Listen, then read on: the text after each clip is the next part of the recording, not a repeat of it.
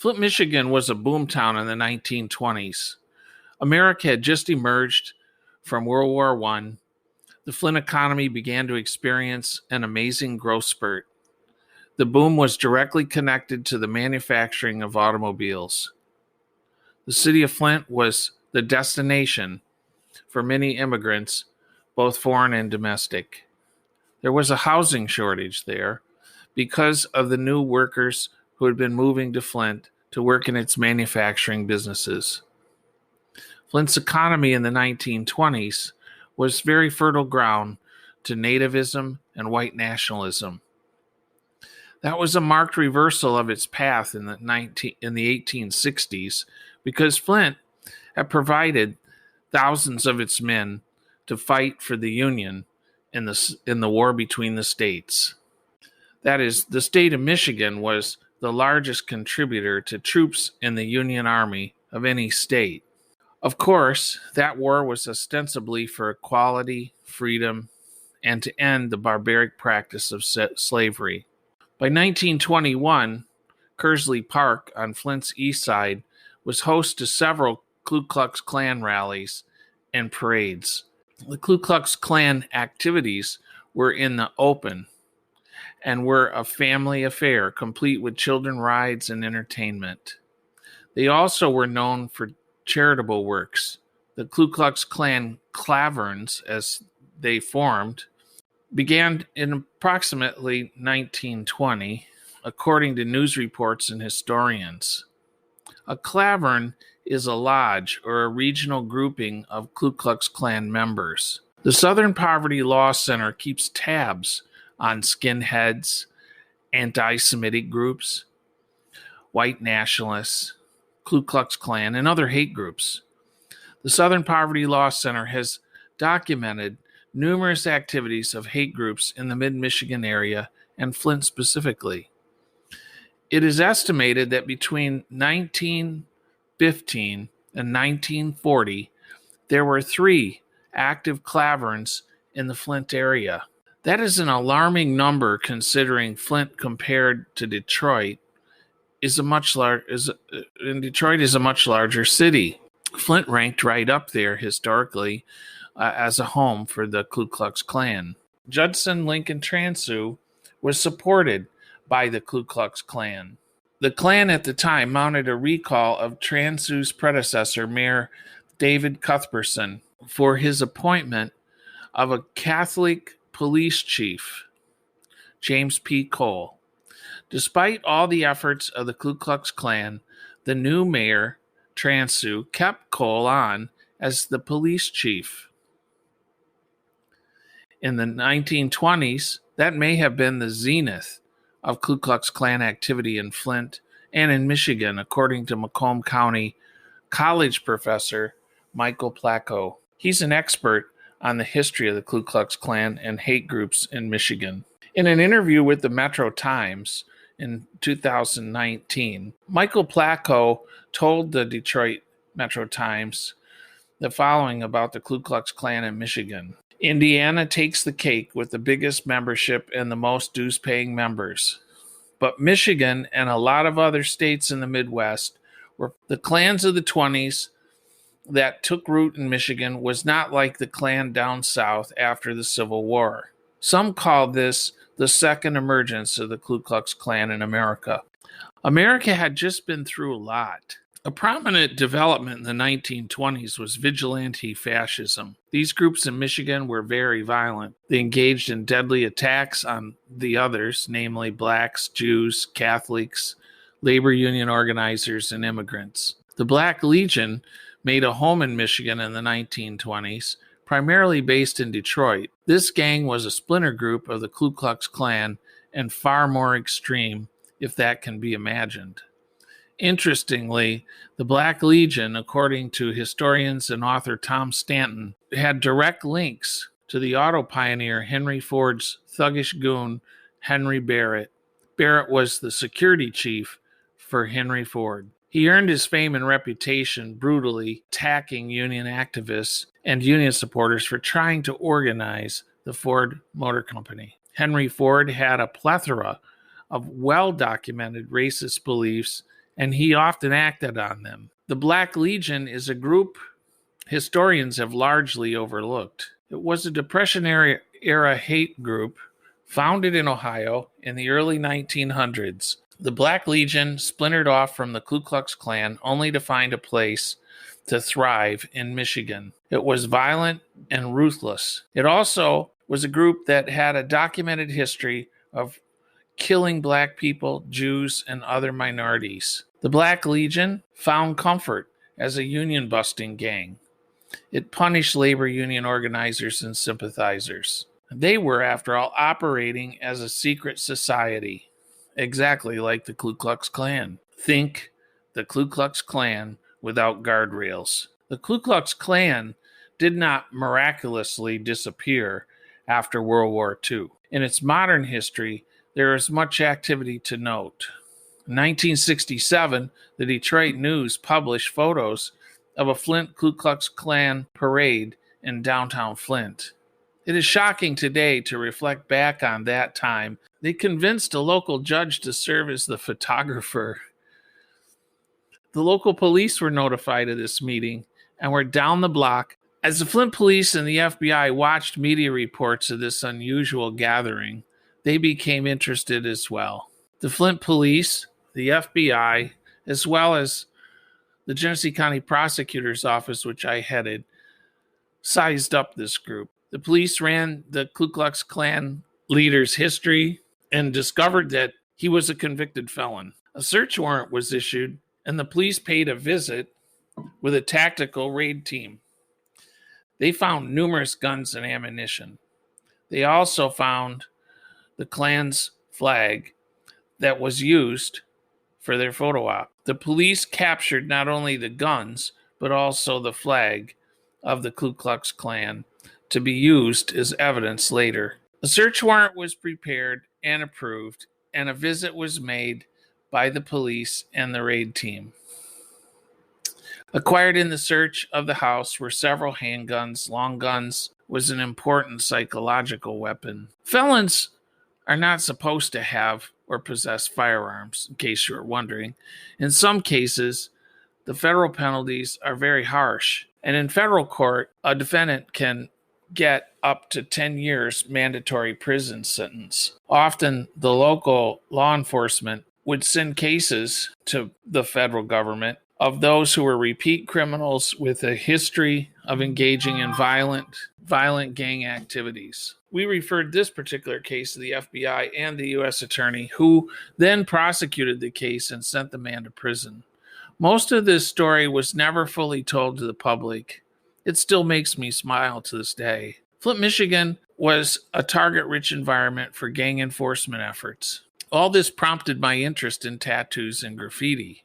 This is where you can observe the special language of these hate groups. It's like Morse code, the kind of tapping like you saw in the old movies. We had people in the community who spent time decoding this graffiti grapevine. To be successful, it was important to spend time listening and learning what this scribble on buildings was communicating. It was through working with community members that I was able to understand that this is part of the national culture. It is scary to those who have no idea what it means. It is even more scary once you learn exactly what it proclaims. Often, it's a threat of murder. In many cases, monitoring graffiti results in tips for plans for violence and gang struggles for territory. Tattoos can be part of the uniform of a gangbanger or a white nationalist or even an extremist. In some cases, they tell the story of their lives in ink. Stories on the arm, open for anyone to see, are symbols of gang activity and even deaths. They wear these symbols for life and with pride. The Michigan Department of Corrections takes these tattoos so seriously that they have an intelligent unit at Michigan prisons to monitor these hate groups and record tattoos to determine any gang or group affiliations. In the 1990s, there were various groups during my tenure as Genesee County prosecuting attorney that I monitored by using experts and informants who could interpret graffiti. One such group was the Satanic Nazi Warriors. This group had vandalized the old Winchester Hospital located in Flint Township. The Warriors left behind a diary of graffiti on the walls depicting the killings of black men and women. Namicon. At this gathering spot also was observed young men in military-style uniforms. Eventually, the police got interested in the photos and other documentation of my informants. The photos, of course, were of the graffiti. Turns out that some of the graffiti announced in advance all over town on bridges and buildings the impending bust of another white nationalist group, the Iron Cross, operating in Clio, Michigan, which is just a suburb north of the city of Flint. In my experience in criminal law of over 40 years, the federal government takes its best aim at these domestic terror organizations using federal firearms statutes. Although the feds have domestic terrorism laws, racketeering statutes, and other tools which many local prosecutors don't have the resources to use or have the laws specifically to use in conducting some of these investigations. The local police, of course, depend on the FBI to look into seditious and violent extremist groups. The FBI rarely brings to public attention these gunslingers.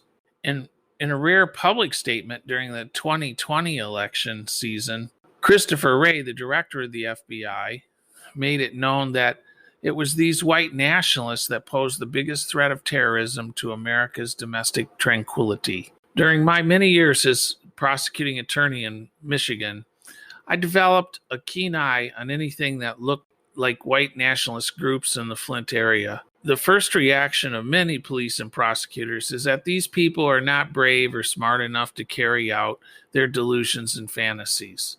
That would be a big mistake. They are all potentially dangerous, and there cannot be enough intelligence on these groups to guarantee the safety of the American people. As referenced previously here, the Southern Poverty Law Center and its founder, the famed civil rights attorney Morris Dees, was my best national clearinghouse for tracking hate groups and white nationalists. They have provided monthly communications to prosecutors and police about activities of racist hate groups, malicious survivalists, and white nationalist gangs. In a place like Flint, Michigan, there is a large African American population who are occasionally the targets of these hate groups, especially in the suburbs of Genesee County. Granted, not all hillbillies in Flint, Michigan are skinhead nationalists nor Ku Klux Klan members. Acts of violence against black people by white nationalists is not uncommon in the Flint area. In the Flint area, that includes suburban communities like Flint Township, Grand Blanc Township, the city of Burton. These communities have seen an increase in the integration of their housing by minorities, all of which were formerly lily white communities. Just do a simple Google search of Flint or Genesee County and racism, white nationalists, Ku Klux Klan, and you'll see that even within the last year, 2 or 3, you'll see various attacks, vandalism, efforts at intimidation by some of these hate groups. In Flint, Michigan, African American families, in efforts to better themselves, encountered cross burnings on the lawns of homes of black families. The Flint area has seen assaults and graffiti tagging with racially threatening hate messages. A group of about 7 young white kids from Flushing, Michigan, tagged Flushing Park with an idea that they would specifically target in on a place where a black family was having a family reunion. In fact, the first home I purchased in Flint Township, Michigan, was a documentation of such violence. Public parks such as Flushing Park, all calculated to intimidate black people. In one instance, this Flint Township is a bedroom community of Flint. It was the fastest growing part of the Flint area in the 1970s and 1980s. My new home in Hunters Ridge subdivision, a typical suburban neighborhood with tri-level homes with attached garages and manicured lawns.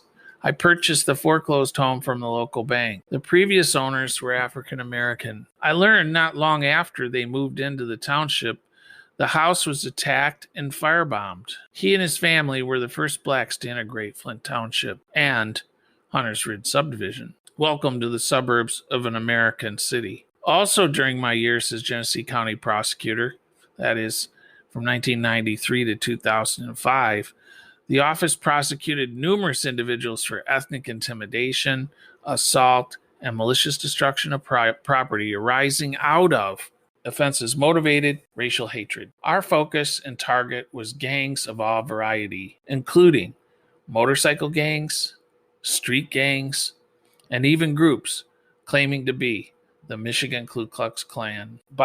Over the years, the Ku Klux Klan and white nationalist Michigan militia have indeed been active in the Flint area.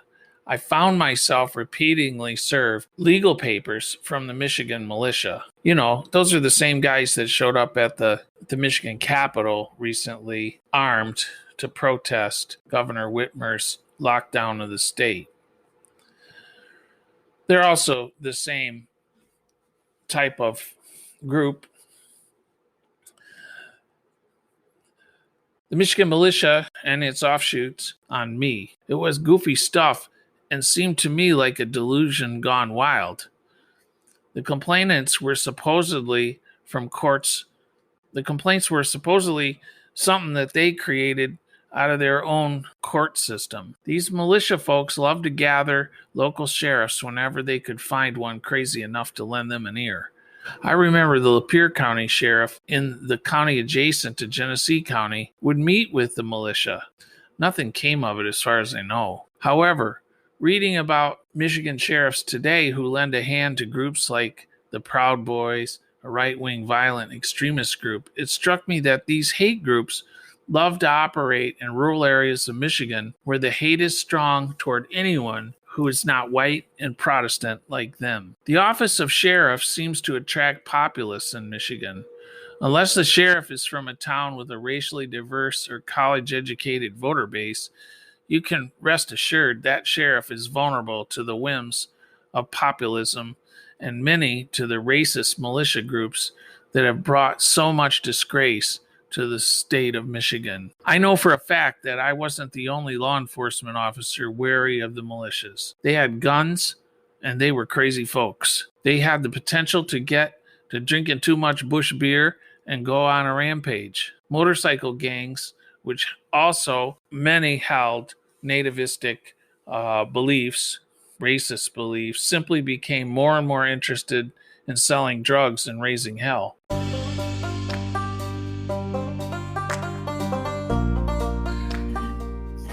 To finish up our segment, I want to share with you an interview that I previously had recorded with Ryan Loree, who was at one time a member of a Flint skinhead group that was called the Rollingwood Skins, which was an east side of Flint, Michigan group that was associated with the National Socialist movement, which was a neo-Nazi a white nationalist group. He explains his group, how he got involved in it, and some of their activities to sort of give you a flavor of what we have covered earlier today and how it actually takes place in the streets of the city of Flint and in the state of Michigan. So here we go, Ryan Loree. So with the hate group, we never actually took it back to the Bricks. That was the Crim Festival that we took that to. That was when I was with the hate group. Back to the Bricks is in my later years when I actually organized against hate. So it was a completely different side of my life then. Okay, well then let's talk about what you did first when you were for it before you were against it. Yeah.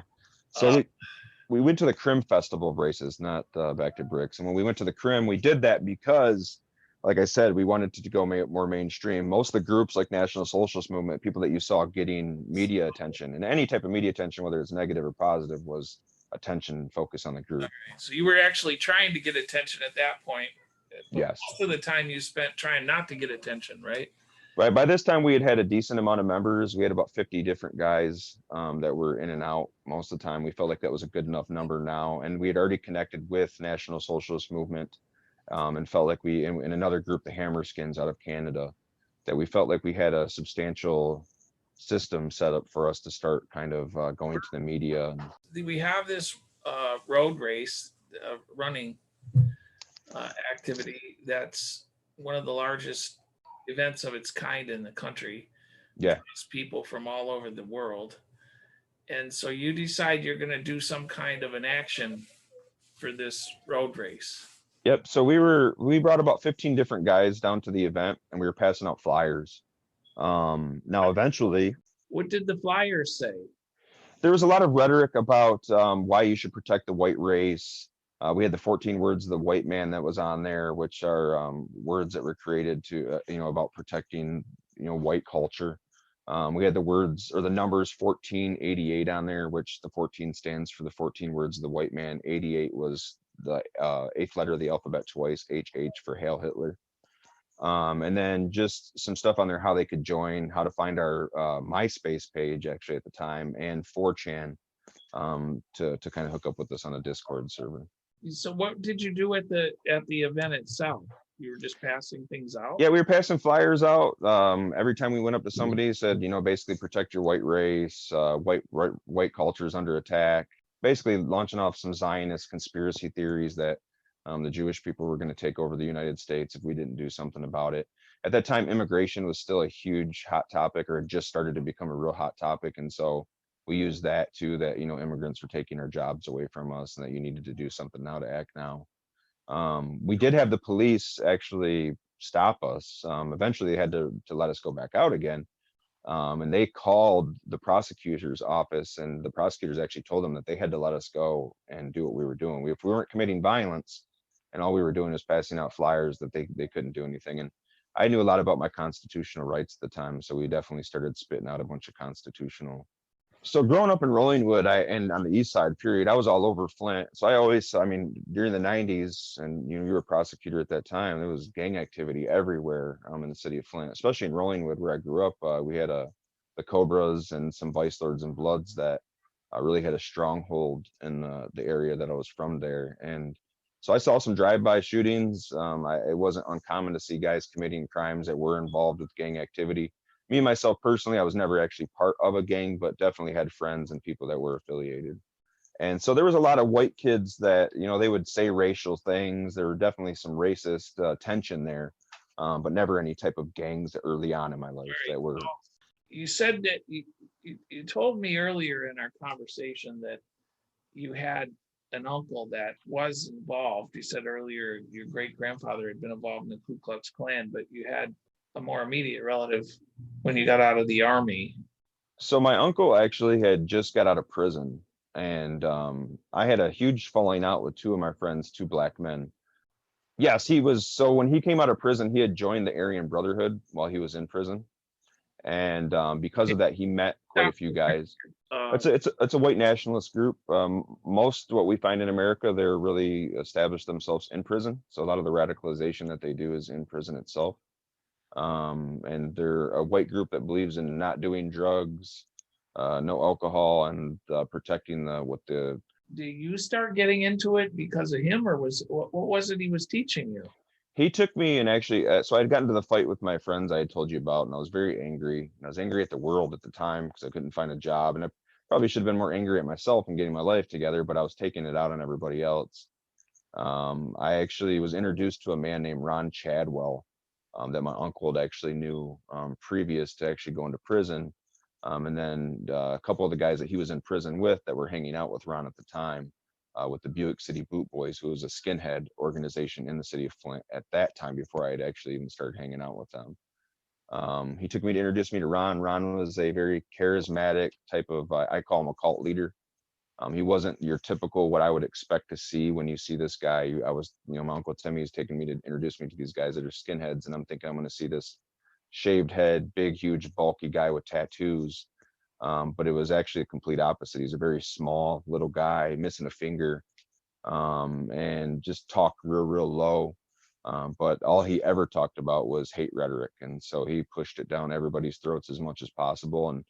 And so this Buick City Boot Boys, that's a local group of some kind of name? Yeah, they were a skinhead group. They were on the east side off of Oklahoma. They had a swastika burnt into their front yard. They had several different flags hanging up in the backyard.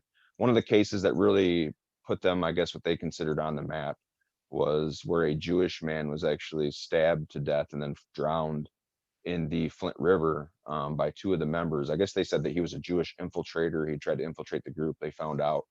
And so when that happened, Were the people who did the murder caught? yes, they both are serving life sentences. They were brothers, actually. Both are brothers. So were they part of this Buick City group?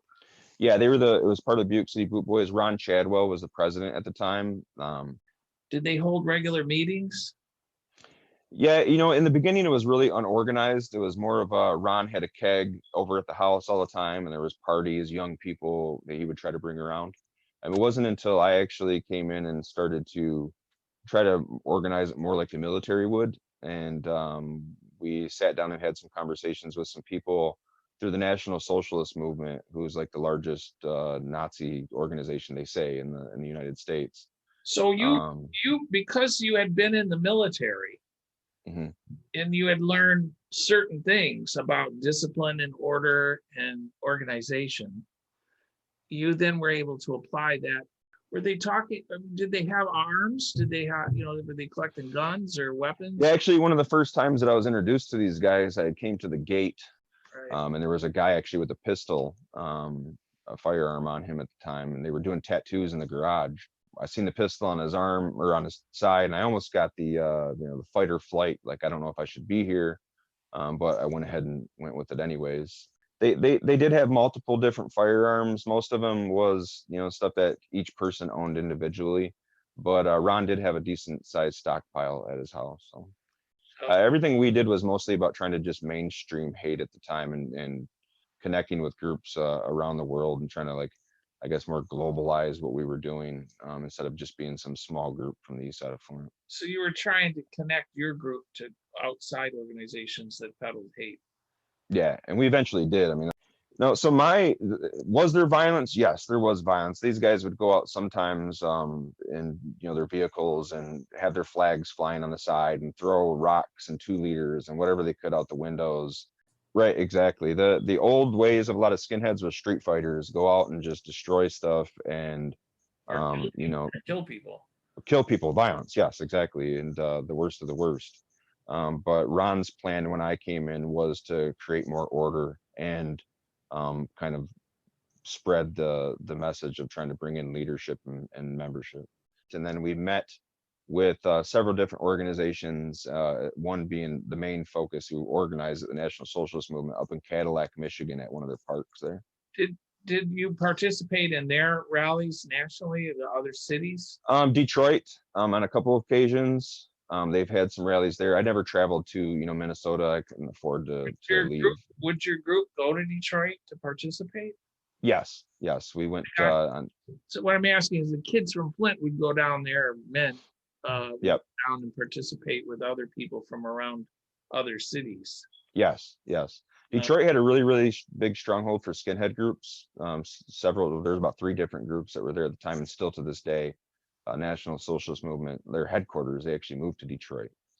Place on the east side when they were having a meeting or whatever, and they were in the garage giving tattoos to each other. Yeah, so what's weird is they used to have the Cobras actually from the east side. A bunch of those guys would actually come in and do the tattoo work for a bunch of skinheads. Was the idea of the tattoo to make something that related back to your group, or was it just We eventually did. We came up with a tattoo that was had a swastika that had points on the swastikas. Actually, the Flint Journal, when they did the story on me, took a picture of the tattoo, and that was what was on the front page of the journal at the time. People that were in your group at that time would get a distinctive tattoo that was an insignia for your group. Yep. If you had points on the swastika, there was points on either end. That means you had some form of leadership. If you didn't, it was just the swastika. But how many groups in the Flint area that are what I would call white nationalist or hate groups? So we always know that there's a KKK somewhat organized here. I don't know how organized, and we don't know a lot. They're really secretive when it comes to a lot of the stuff they do. But the main organization that we've been paying a lot of attention to recently, and we've noticed a lot of graffiti And things popping up is the Folk Nation, I believe is how they say it. It's a new group, at least for our area. It's a newer group. SPLC is how I found out who this group's symbols were, because we were seeing the symbols in Flint of type of a trident pitchfork, almost in a way like you would think like Folks Up or some old gang. But then there was the numbers 1488 next to it, and everybody knows that's hate rhetoric. Things have changed a lot from the time when I was part of a hate group to where they are now, and the way social media works and the way that interaction works between these groups. And it's obviously a lot easier for them to interact now than it used to be. And then with this, we hosted that event because there was a Burton family that was actually attacked, a black family. Their house was there. They worked for General Motors, UAW members. And there was a lot of attention being brought to what was going on there, but people didn't feel like there was a big enough police investigation into trying to figure out who the it was suspects were. a racially motivated attack on the black family.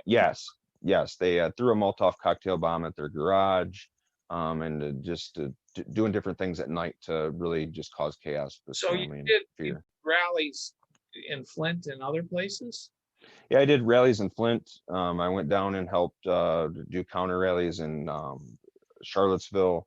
I also went out to Standing Rock during the water crisis. So I was in a lot of water crisis. So with what was going on in Flint and being involved in the politics there, decided to start kind of getting involved in some of my research was taking me towards how environmental impacts have a link to extremism in itself. And so a lot of these people get involved in this activity, and then when the lights are on or the microphone's going, they all are for peace and love.